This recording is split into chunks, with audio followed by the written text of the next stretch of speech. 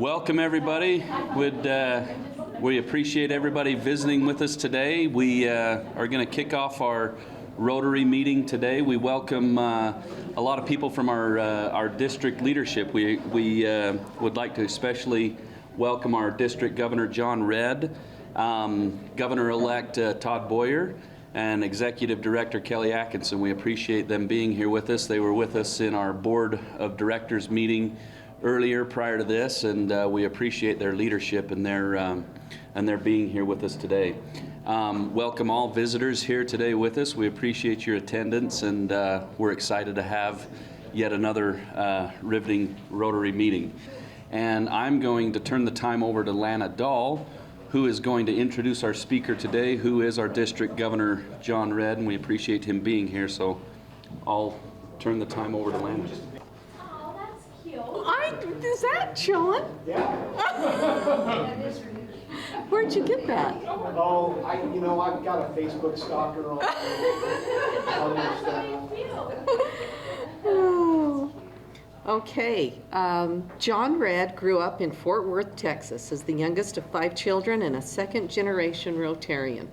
He met his wife, Nicole, at Southern Utah University, where he earned his undergraduate degree. They married in 1995 and moved to Indiana, where John completed his master's degree. John worked as a therapist for a few years before becoming a wealth manager with Edward Jones.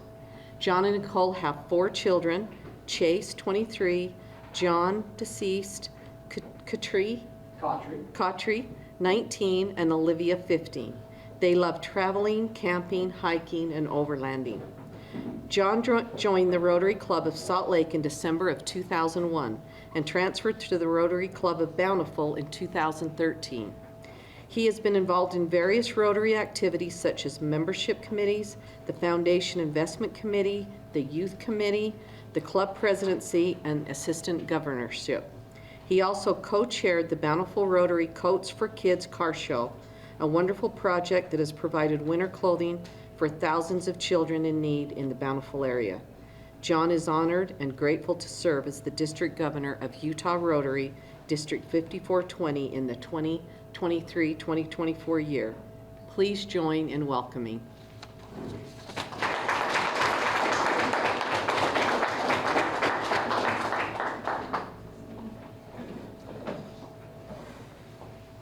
So I'm grateful to Lana for that introduction, and I had the opportunity earlier today to meet with some of your board and to get to know them a little bit. We had an opportunity to talk and just get a feel for your club. And first, let me say this.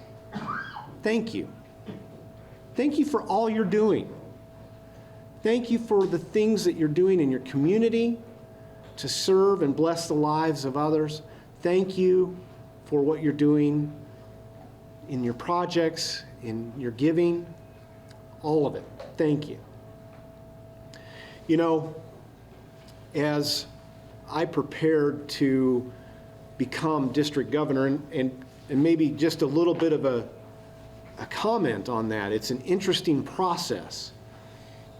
You know, we are asked by our club to put our name in for the process of selection as district governor. It's not something that you sort of raise your hand and say, I want to be district governor, you know. And I was the club president, and I asked one of our previous presidents, Paul Summers. Some of you may know Paul. I asked Paul Summers, hey, could we put your name in to be district governor? And he, yeah, okay, sure. And he did that. And it typically takes 2, usually 3 times, 3 submissions, 3 years before you're selected. And he put his name in and wasn't selected that first year. And so the next year, as the immediate past president, we were talking as a board, and again, we decided let's put Paul's name forward, and went to Paul, would you do that? And he said, yeah, sure. And then the third year came, and he said, well, John, at this point, if I become, now the other thing is he knew that this was the 3rd time, so the likelihood of him becoming governor at this point was pretty good. And And he said, but if I become governor right now, I'll be 85 or 86 or something like that by the time I'm governor. I'm too old at that point. I said, Paul, that's ridiculous. You won't be too old. But okay. And so I turned around the club. I said, well, Paul doesn't want to do it this year. And so I kind of walked away from it. Well, then I get a call from Paul. Paul says, John, would you put your name in? And I didn't feel like I could say no since he had said yes to me previously, so I said sure. Well, then the next year I was very quiet. I just did my thing, and past district governor, Chris Simonson, who's in our club, gives me a call. He says, John, can we put your name in again this year? And I said, sure. And so we went through that, and I remember you go in, you fill out an application, you go in, and there's a group of people. There's usually 3 past district governors and then 3 members at large that are part of this selection committee, and I might be missing one. I think it might be 7. But you go in there, and they're interviewing you and asking you some questions. And I happened to see who else was in the running, and Jose Valesca was in the running, and he had been the year before as well. And I knew that it wouldn't be me. I knew it was going to be Jose. So I was feeling pretty good about that. And then we get through there, and COVID hits, and I thought, sweet, nobody's going to recognize, nobody's going to do this is going to not even hit the radar, and we're not even meeting as a club because everything's locked down. And I get another call from Chris Simonson and says, John, can we put your name in? And I said, sure. Here I am. So that was from that point forward, you've got about a half a year as a district governor nominee designee. And then July 1, you become the district governor nominee, and you begin your training for becoming district governor. And again, this was during COVID. And during this time frame, we were having weekly Zoom meetings. And we had to have this homework done every week on Google Classroom. And I seriously thought I'd gone back to school and I was ready to shoot myself. And I thought, this is ridiculous. All this stuff. And it culminates in what they call, at that time, Governor Nominee Training Seminar. They call it NATS. I don't know where the A comes from, but they call it NATS. And that takes place in conjunction with the Zone Institute. It's usually in November. And for us, that was in Tucson, Arizona. And that was a lot of fun, getting to meet these people I'd been on Zoom with all year, my classmates, other people that were going to be district governor. Another year of training. It wasn't as bad. That Tucson meeting was the first time we'd come together in person at a Rotary event for a while. And fast forward, the next training and zone is in Salt Lake City. And that was last year in November. And so really two broad years of training, getting prepared and ready for this. And I can't tell you how fun it's been. I mean, there's a lot of Rotary stuff, and there's a lot of, ins and outs and that kind of stuff. But the best part about it has been getting to know the district. It's been getting to know people in the clubs. And I'll tell you, Tyler did a good job of introducing Governor Boyer and Kelly, past District Governor Kelly. And I also want to recognize past District Governor Penny Atkinson. And I'll talk a little bit about that in a second. But I'll tell you, Governor Todd he's way ahead of the game. He's been coming around to these visits. He's making these visits with me. He's hitting as many as he can.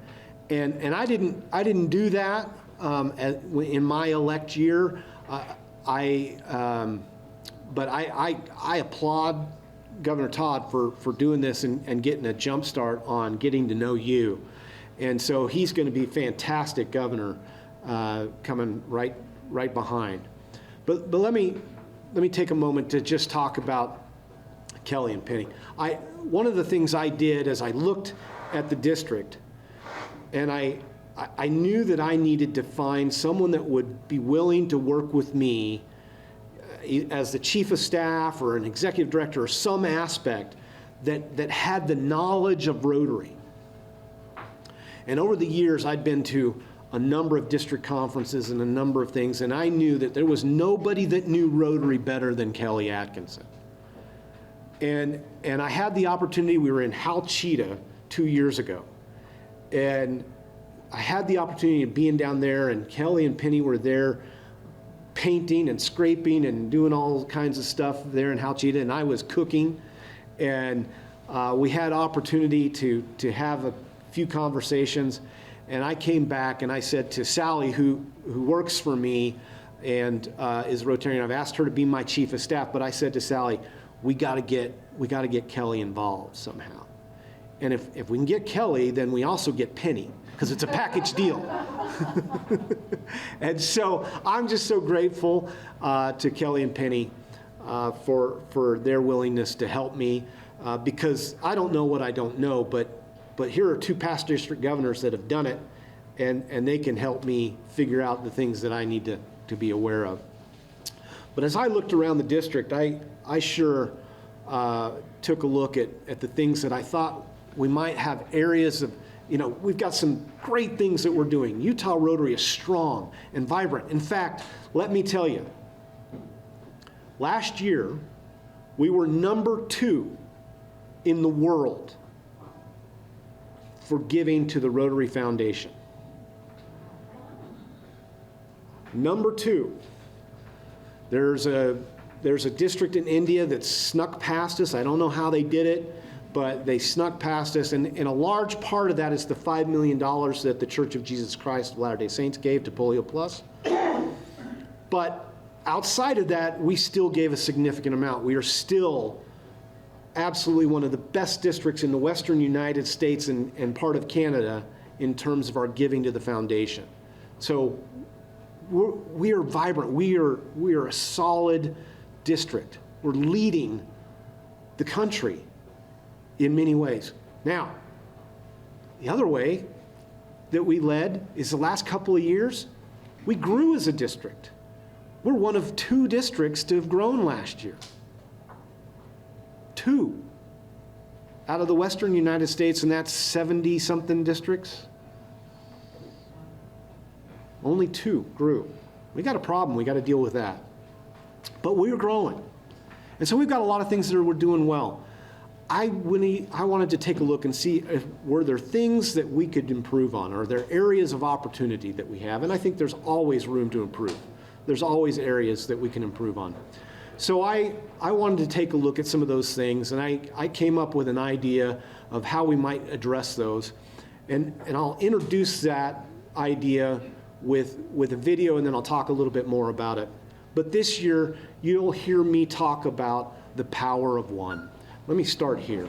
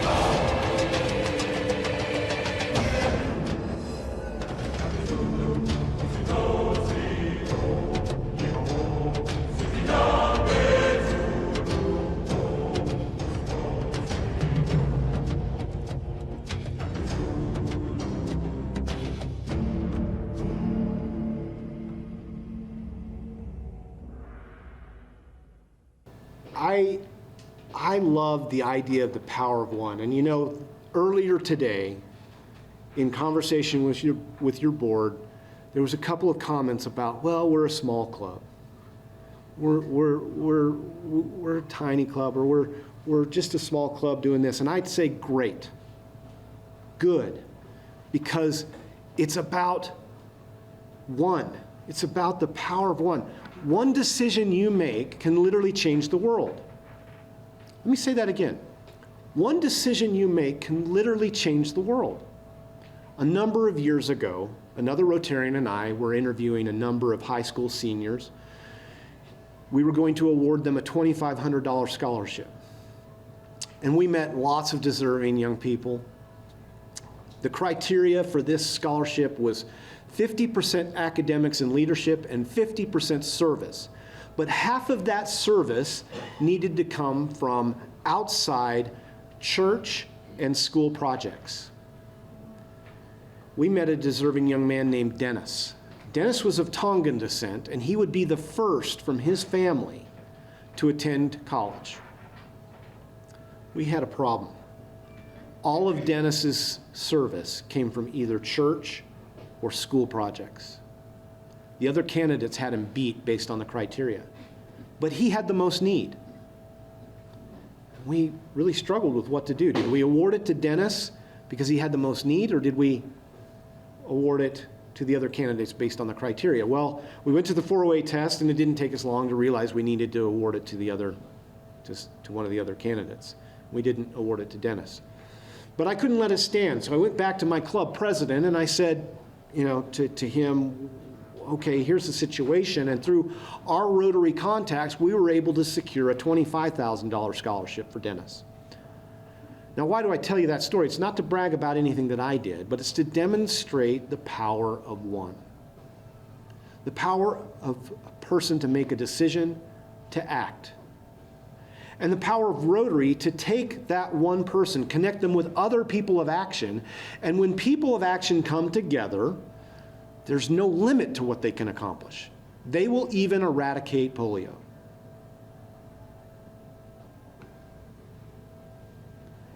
That is the power of one. And I'm grateful to be able to associate with lots of great leaders. And this year we've got some fantastic presidents. And it takes someone to say yes.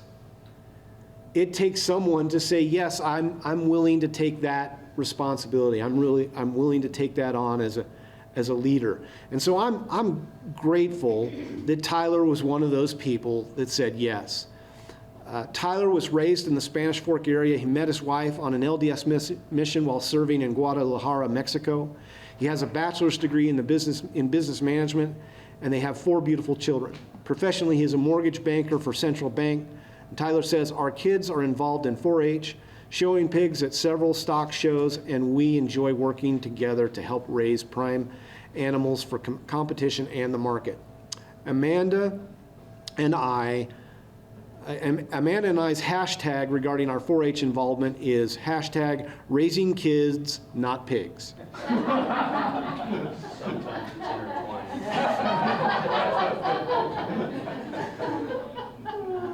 Through this hobby, it helps our children learn the value of hard work and dedication, something every kid would do well to learn these days. I choose to be a part of Rotary because I see the good it can be in people and communities' lives. Countless hours of service to others to help make the world a better place is something I admire and appreciate being a small part of. Thank you. Thank you, Tyler, for what you're doing. Next, I'd like to shift gears just a little bit and talk about our current Rotary International President, Gordon McAnally. Gordon comes from the Rotary Club of South Queensferry, Lothian, Scotland. And I've had the privilege of meeting Gordon and associating with Gordon on a number of occasions. And Gordon has a dental surgery degree from the University of Dundee. He ran his own dental practice in Edinburgh until 2016. He's been involved in various academic and church roles. He's held many leadership positions in Rotary International, including president and vice president of Rotary International in Great Britain and Ireland. director, committee member, and chair, and the advisor to the 22 Houston Convention Committee. Gordon and his wife, Heather, are generous supporters of the Rotary Foundation. They are major donors, benefactors, Bequest Society members, and we're going to have an opportunity to hear from him. I want to share with you just a quick story that, to me, sort of suggests the type of person that Gordon is. At the International Assembly of Governors, which is what you're going to watch here, they, at international events, Rotary has a tradition of singing the national anthem of the host group, so whatever country they happen to be in. They sing the national anthem of the current president, and in this case, the national anthem of the incoming president. So we were in Orlando, so the Star Spangled Banner. At the time, it was Jennifer Jones, so O Canada. And Gordon McAnally is the incoming president, so Scotland the Brave. And I watched these, happen, and I noticed that Gordon knew the words to all three songs. He knew the words to the Star Spangled Banner. He knew the words to O Canada. And he was the only guy in the room that knew the words to Scotland the Brave. Interestingly enough, all three of those songs are about, hey, we kicked the British out, and we're feeling really good about that. But Gordon's a very engaging person. Let's have a listen to Gordon. Thank you so much. Thank you for that warm welcome. You are much too kind. In Rotary, we know that peace is not a passive dream. It is an outcome of hard work, earned trust, and often difficult conversations. We know that peace must be waged persistently and bravely. The bravest goal a human being can set is the pursuit of peace.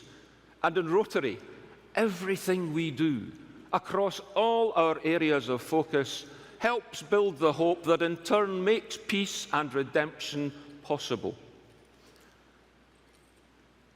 In 2006, I visited a village in Thailand, Ban Taling Jan, where Rotary members, following the tsunami of 2004, had provided new houses, a meeting hall, a child care facility, and a healthcare facility.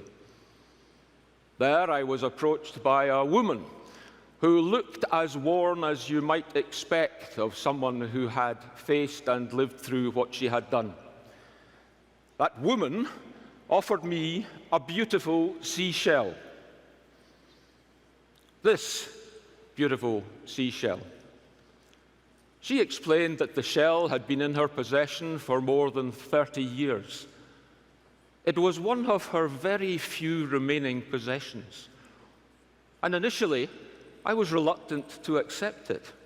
But she insisted on giving it to me as a token of her gratitude for what Rotary had done for her. Later on the tour, I saw the woman again, and I learned that she had lost her husband, her daughter, and also her son in the tsunami. She told me that that disaster had taken everything. She lost her family, her home, her livelihood, but worst of all, she had lost hope and all reason to continue to live. But she went on to tell me that Rotary, thanks to all we had done to rebuild her community, had restored her optimism. She told me we had given her hope. This is a beautiful shell. And as I was planning the theme for our year and what it would mean, I was drawn not only to the shell, but also to the colours of the world around us, which are used to great effect by one of Scotland's greatest living artists, John Laurie Morrison, OBE, better known as Joe Lomo, whose paintings Heather and I have admired and collected for many years. As we were selecting the colours for our ties and our scarves, as you can now see on the screen behind me, I wanted them to reflect the world's colours, and more importantly, what Rotary should focus on in our year ahead. The memory of the lady from Thailand and these colours made me realise that what we should be seeking to do at this time, what we should be using as our call to action, and it all made me realise what our theme should be. And so I am delighted to tell you that our theme for 2023-24 will be Create Hope in the World.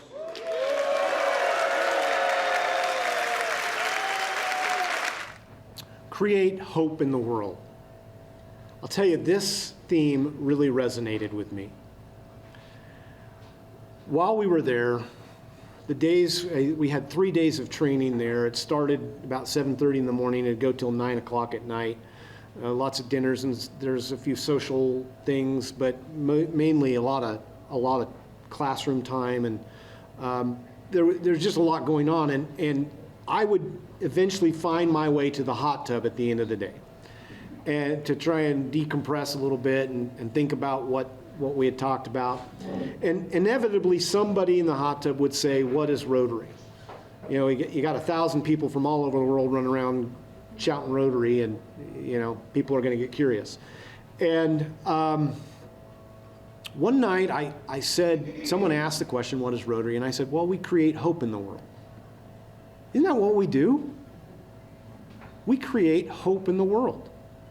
Through the service that we provide, the projects that we do, our 7 areas of focus, all those things, everything that we do in Rotary is about creating hope and promoting peace. And that's what we do as Rotarians. I couldn't be more pleased to have such a great theme. President McAnally asked us to focus on a few things. The first was talking about increasing our focus on peace, and certainly with the conflicts that are being experienced around the world, I think that's timely for us to focus on peace and help in that process as we can. And frankly, one of the best things we can do to promote peace is focus on our 7 areas of focus and our projects, that giving people hope will promote peace. He also asked us to make sure that we're hitting our goal of $50 million for Polio Plus, because if we hit that goal, then we achieve the match from the Bill and Melinda Gates Foundation, which is 2 for 1, so that $50 million becomes $150 million. And he recognized that we're all a little bit beleaguered and tired of hearing we're just that close. We're really, really close. And so he said, so let's do this. Let's continue our focus. Let's do what we need to do for polio, but then let's do a little bit more this year. Let's give a little bit more to polio and see if we can't move it from this close to we're done, to get it over the goal line. And so he's asking us to give just a little bit more to Polio Plus this year. And finally, he asked us to do something very personal. He asked us to focus on mental health. Specifically, to focus on the mental health of our members and our communities. With the pandemic and the isolation that many of us experienced through the lockdown, the seclusion and whatever, there are a lot of folks that are struggling.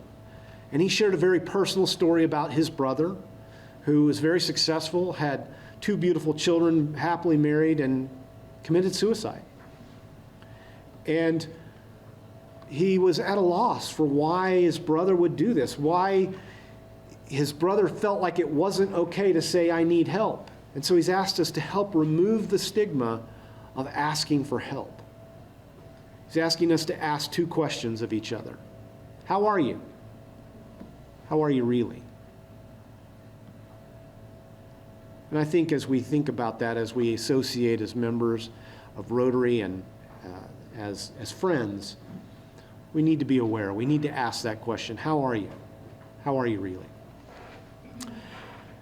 As we came to the start, as we were approaching the start of this year, one of the major things that I believed was of vital importance for the health and well-being of our district, I felt like the training of our presidents was of vital importance.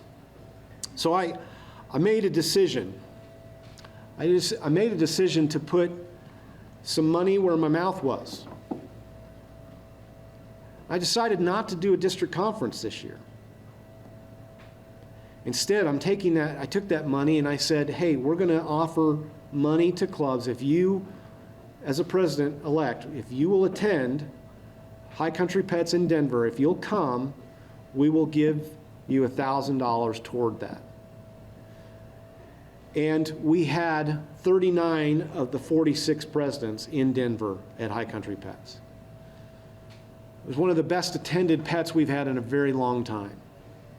And we had a great time, and we learned a lot of stuff. And part of it was I came with this idea of the Power of One and the Power of One campaign, and I brought it and presented it to the presidents. And I said, here's what I'm thinking, what do you think? And they took it, and they worked it. We broke off into groups, and we massaged it and tweaked it and came back, and they said, here's what we think it ought to be. We voted on it, and we accepted it. We said, okay, this is our focus this year. And like I said, 39 of the 46 presidents accepted this and said, this is what we're going to focus on this year, and here it is. The Power of One campaign. It has 3 areas of focus. The first is membership. I'm asking each club to grow by 1 net member. Just 1. But that's a net member. That means you can't lose any. And if you do, you got to make that up and then go 1 more. But if every club in the district grew by 1 net member, that's 46 new members. That will have been one of the largest growth years in our district's history. And all we're asking is for you to do your part, grow by 1. Second, the Rotary Foundation. We're asking each club to grow their per capita giving by $1. Just $1. Now, per capita giving is figured out this way. If you have 10 members in your club and you gave $1,000 to the Rotary Foundation last year, you divide that by 10, that's your per capita giving. So you can increase that by everybody giving 101, or somebody can give a lot and others can give less. There's all kinds of different ways you can skin that cat, but I'll come back to that and I'll talk a little bit about that. Third, we're asking people to engage. We talked a little bit about this in the board meeting of, why aren't people engaging in some of the other aspects of Rotary? And for many Rotarians, they never experienced Rotary outside of their club. We're asking each club to engage a little bit in the broader world of Rotary. So we've asked the president to attend 1 district, zone, or international event and bring a Rotarian that hasn't done so. We're asking the membership chair to attend 1 district, zone, or international event and bring a prospective Rotarian along.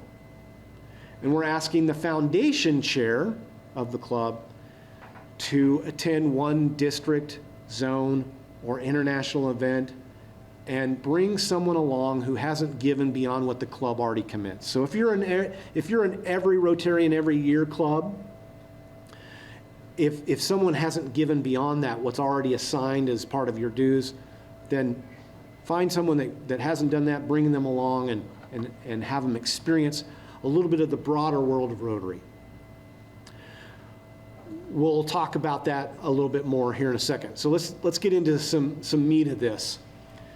The main thing I'd like to say on the membership piece is that you've got to factor in attrition, because every club's going to experience some attrition. So I encourage you to take a look at this as a club and say, okay, what do we realistically need to do here to be able to grow by one net member. And I'll tell you, I was in St. George last week, and I introduced this, and I said, I'm asking each club to grow by one net member, and somebody in the back of the room yelled out, "It's too low." Okay, great. Then I expect you to exceed that number. But you got to do just at least grow by one. So I'm not telling you you can't grow by more. By all means, do it. But you got to do the one. Please, please grow by one net member, because your club will benefit from that. Your club will benefit from the growth of having more people here with you. Second, talked a little bit about that per capita giving. I mentioned that, everybody could give $1 more than they did. Now, one of the ways we figured this out, we said it's over your best year per capita giving over the last 7. Now, we recognize that some clubs have had someone pass away and leave a whole lot of money in a bequest to the foundation through their club, or maybe you had an arch clump or something like that. You might have had an anomaly in there. Well, we're going to toss those anomalies out. We're not going to hold you to that big number, but we're going to have you come in at a lower number. And in a club of 21 members, if the goal is to raise $2,100, that's 100 times 21. You could, everybody give one more, or you could have someone do a Paul Harris, $1,000, and then everybody else gives 55. Something like that. But the main thing here is that you as a club ought to come together and put together a strategy. Because I tell you what, if you say, yeah, we can do that, we want to grow it by one, that's great, but it probably won't happen unless you got a strategy and a plan for how to do it. And you track that. Well, how are we doing on that? What are we doing to make that happen? I encourage you to move that along. And then finally, again, how are we going to accomplish that? One of the ways that we've got coming up is the All Clubs Gala coming up, the Black Tie and Boots Gala. I'll mention this here in just a second. But other ways, one of the pieces of feedback that we got from the presidents at PETS, by the way, we use a lot of acronyms in Rotary, and PETS stands for President-Elect Training Seminar. And if you find me using an acronym that you don't know, please say, hey, what does that mean? Because I don't want anybody to, I don't want to assume that everybody knows what I'm talking about when I say these things. So, but at this education training, one of the pieces of feedback was, well, it's hard for some of the clubs to get to, it's hard for St. George to get up to Davis County, or it's hard for Logan to get down to Washington County, or whatever. And so one of the things that we're going to do is we're going to try to have some regional things, some barbecues where we come together regionally that's low cost or no cost. We may just do a potluck style, and everybody come and just come be together, come associate. And so we'll be doing some of those things.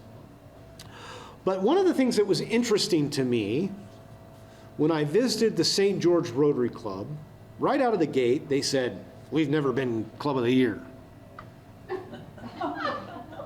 Okay, I'm sorry. And I thought, wow, they're really bugged by that. But then a few days later, I visited the Sunrise St. George Club, and the first thing they said was, "We're a Club of the Year, and we've been Club of the Year 3 times." And I thought, okay, now I understand why St. George is a little bit bugged by not having been Club of the Year, because the other club is very proud of it. And so one of the things that I decided to do this year was put it out, and Club of the Year, is, in fairness to St. George, has been somewhat subjective in the past. It's kind of this bestowal of, "You're Club of the Year, you're Club of the Year," this thing. And we wanted to remove that. And we wanted to say, okay, here's the criteria. The criteria for being Club of the Year is do the Power of One campaign, grow by one net member, increase your per capita giving by $1 and engage, attend those events. I would love to see a 46-way tie. I would be thrilled if we had a 46-way tie. So, how are we going to decide the tiebreaker? We'll look at the per capita giving and percentage increase. Hopefully that settles it. If for some reason we have a tie there, we'll then take it to the membership and look at membership growth. But this is a completely objective way of deciding who's going to be Club of the Year. And it puts everybody on the same standing. It doesn't matter whether you're a big club or a little club. This is all relative to you. So that's how we're going to do Club of the Year. Now, I mentioned the district conference isn't going to happen this year. There's a reason. Because I'm going to combine it with Governor Todd in 24, and we're going to do it in September of 24, so that we can actually celebrate what's happened, not project what might happen, and he can kick off his year and not talk about what he did or didn't do. But so hopefully we have a good deal. And for those that come, for the club that wins the Club of the Year, we're going to give them $1,000 to use for projects and whatever they want in Rotary. So there's going to be some real benefit to being Club of the Year. All right. I've got 4 minutes and I'm going to end on time. The next opportunity we have you could check off engagement right here. President, membership chair, foundation chair, and the 3 people, you get 6 people there, check, done. Now, I'm from Texas, and black tie and boots is not a mystery to me, but apparently in Utah it's a mystery, because I keep getting questions about what is black tie and boots, what does that mean? Okay, it's black tie invited. I'll tell you what I'm going to be wearing. I will be wearing a tuxedo jacket, a bow tie, a vest, blue jeans, boots, and my Stetson. That's what I'm going to be wearing. If you don't have boots, don't go buy boots. That's fine. If you don't have a cowboy hat, that's fine. If you want to wear a suit, that's fine. If you want to wear just a nice dress, that's fine. I don't care. Just come have fun. But, you know, if you want to dress up in your fancy duds, hey, do it. Let's have some fun. All right. Finally, we were asked to do just a little bit more giving in Polio Plus, so I wanted to have a little fun with that. So I came up with a couple of things that we can do to increase giving to Polio Plus. The first is I'm selling shoes. You see up here the red ones, these have End Polio Now on them, and I'm wearing the purple ones, and they have End Polio Now on them. We have these for sale. They'll be available. We're taking orders. They'll be available to you for our spring event. It'll be the foundation dinner in the spring. We don't have the exact date yet because we're still working on venue, but they'll be available to you if you want to buy them. They're just a fun way to put some money towards polio. Depending on the number of orders, somewhere in the neighborhood of $70 to $50 is going to go toward polio. The rest of it is to cover the cost of the shoe and the imprinting. But let's, you know, if you want to get some Chuck Taylors with End Polio Now on it, let's have some fun. I asked my daughter, who's an artist, to paint a painting using the colors from Gordon's theme. She did that for us. This is a small version of it. It's quite large. If you're interested in it, we're going to sell some of these and have some fun with it, and we'll have those available as well to deliver in the spring. But again, just another way to raise money for polio. Lastly, let me say thank you. Thank you for everything you're doing. Thank you for being here today and for your time. Thank you for the service that you provide.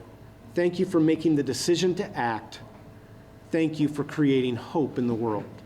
And remember, it all comes down to the power of one.